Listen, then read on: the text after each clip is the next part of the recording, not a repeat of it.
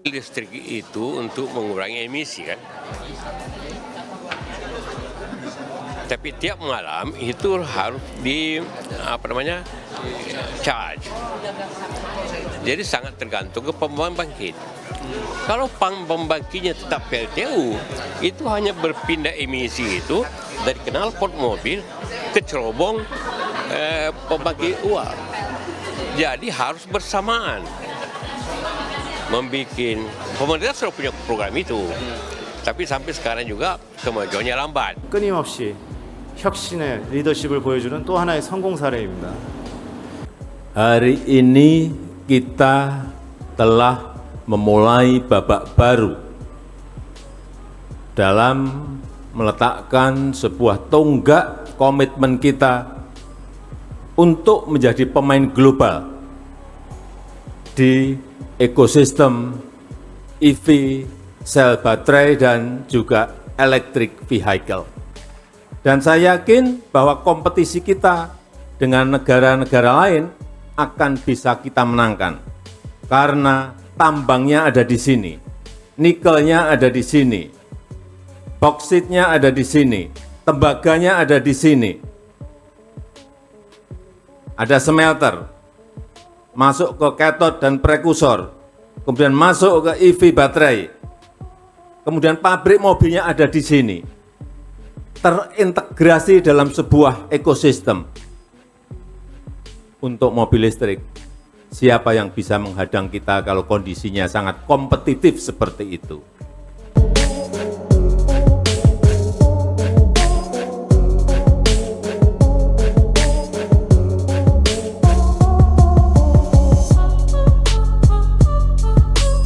Di negeri kita, PT Highly Green Power sudah berhasil untuk memproduksi sel baterai mobil listrik pertama kali di Indonesia dan di Asia Tenggara.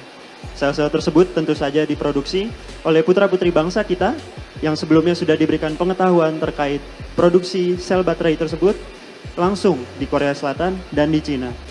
Nah, yang di depan ini, Bapak-Bapak bisa lihat sekalian adalah gambaran besar proses pembuatan baterai listrik dari batu nikel kita, dan di pojok sana menjadi sel baterai yang bisa dipakai di mobil listrik.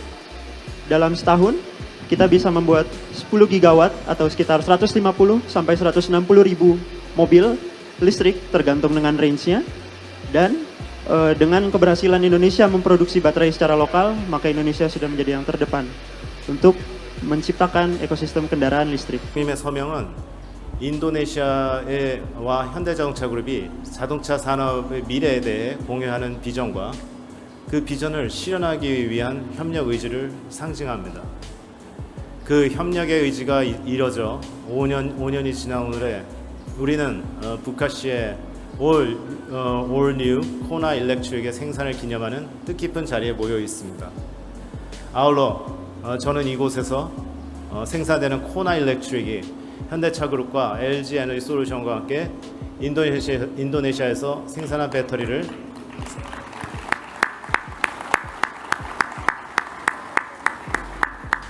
차 산업의 활성화가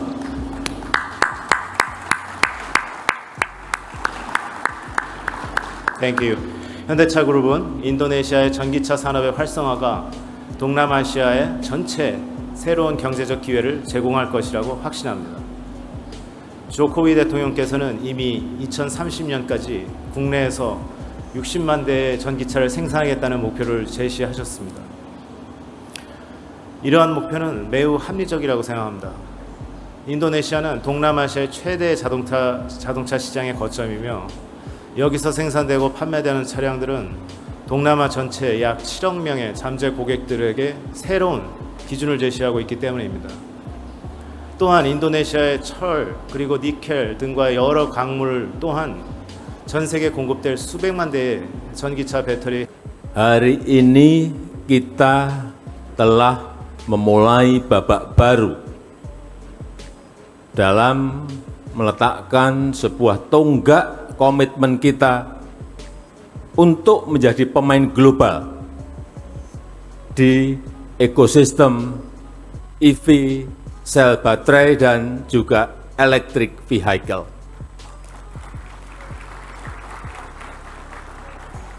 Kita memiliki sumber daya alam yang melimpah.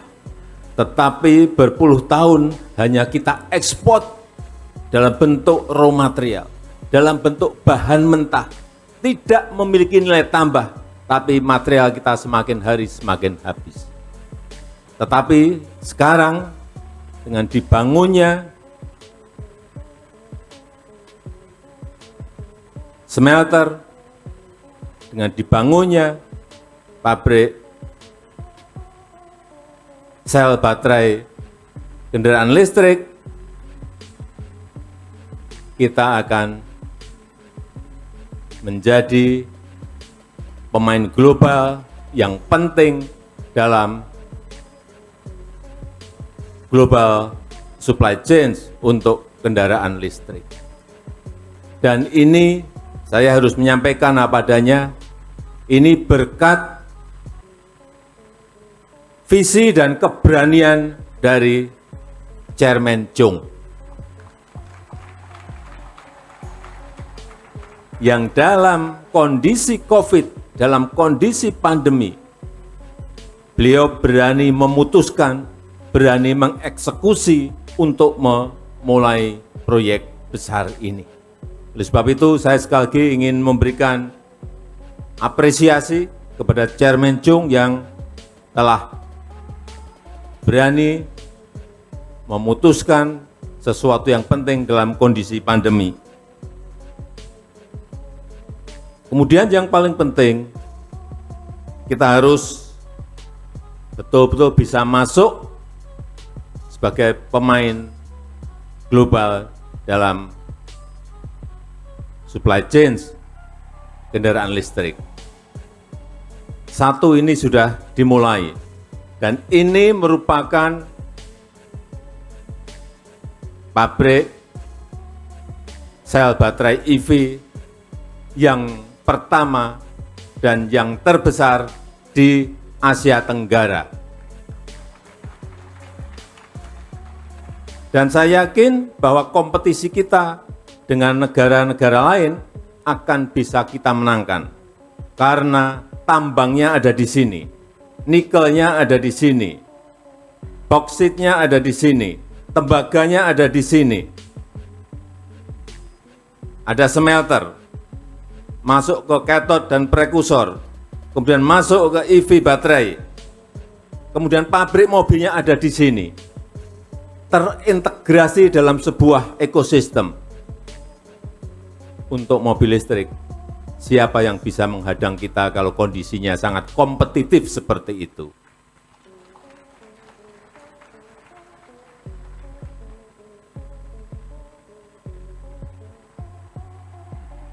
Saya sangat menghargai investasi 20 triliun dari pabrik mobil Hyundai, kemudian sangat menghargai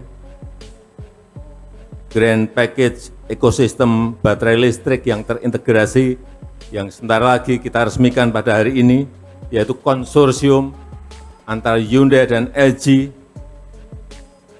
dengan investasi sebesar 160 triliun rupiah yang akan diselesaikan secara bertahap. Semoga ini menandai semakin baiknya hubungan antara Republik Korea dan Indonesia.